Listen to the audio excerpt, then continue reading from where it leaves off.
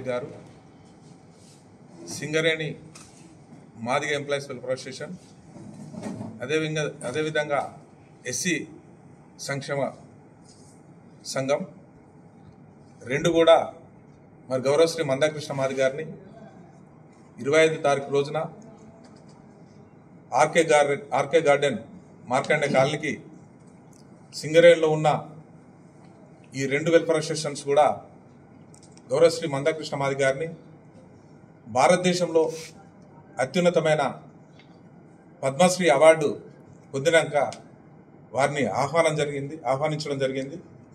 అట్టి విషయంకై శుక్రవారం రోజు మార్కండే కాలనీకి విచ్చేస్తున్నాం.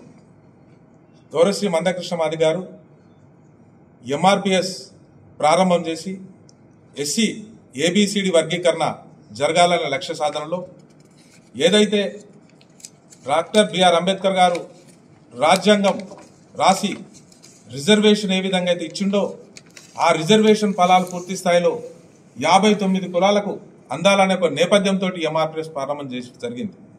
ఆ నేపథ్యంలో ఒక ఎంఆర్పిఎస్ ఎస్సీ ఏబిసిడి వర్గీకరణ లక్ష్య సాధనగా భాగం చేసుకుంటూ అనేక మానవీయ కోణంలో అనేక ఉద్యమాలను ఎంఆర్పిఎస్ చేయడం జరిగింది. దాంట్లో భాగంగానే చిన్నపిల్లల గుండె ఆపరేషన్కి అయితేంది,